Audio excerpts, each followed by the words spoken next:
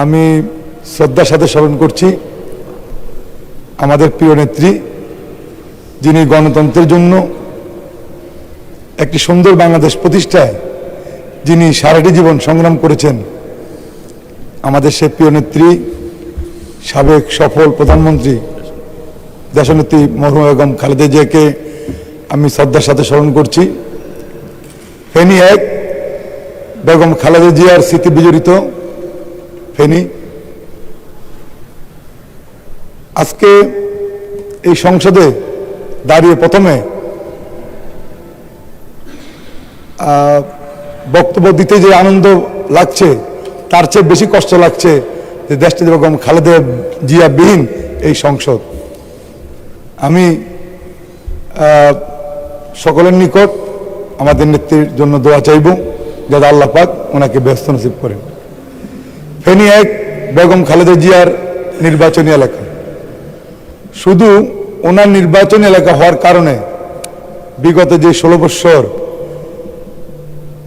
এই অবৈধ শেখ হাসিনা সরকার, তারা এই ফেনীতে কোনো উন্নয়ন করেন নাই।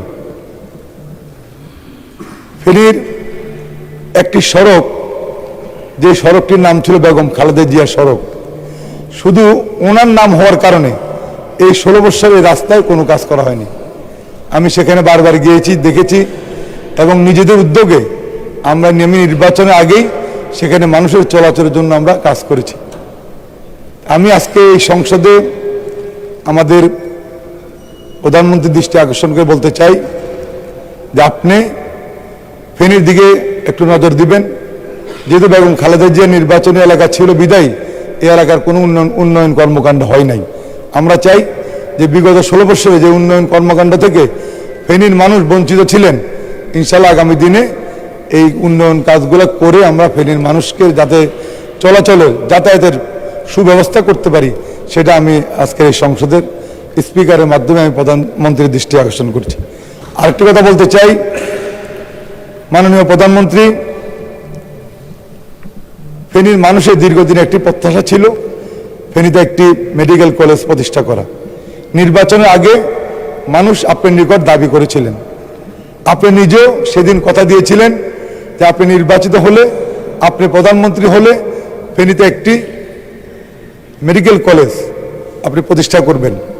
আমি আশা করছি যে আপনি অতি দ্রুত যাতে ফেনীতে একটি আমরা মেডিকেল কলেজ পাই, সেই জন্য আপনি প্রয়োজনীয় ব্যবস্থা গ্রহণ করবেন।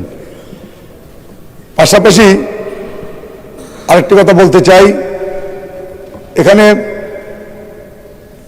ভূমিমন্ত্রীর দৃষ্টি আকর্ষণ করে বলতে চাই যে আজকে সারা বাংলাদেশের মানুষ যেই জমি, ফসলি জমি, সেখান থেকে মাটি কেটে বিক্রি করে আমাদের যে ফসল যাতে না হয় সেই জন্য কিন্তু এই ফসলি জমিগুলোকে নষ্ট করছে। আমরা এই বিষয়ে আপনার দৃষ্টি আকর্ষণ করছি যাতে আমাদের এই আবাদি জমিগুলো থেকে মাটি কেটে নিয়ে এই যাতে ফসল উৎপাদন না হতে পারে, যে প্রক্রিয়া চলছে, সে ওই সমস্ত কাজগুলো থেকে আপনি আমাদের ফসলি জমিগুলোকে রক্ষা করার জন্য ব্যবস্থা নেবেন, সেটা আপনার দাবি করছি। ইনশাল্লাহ আগামী আপনাদের সকলকে, মাননীয় স্পিকার, আপনাকে ধন্যবাদ জানাচ্ছি।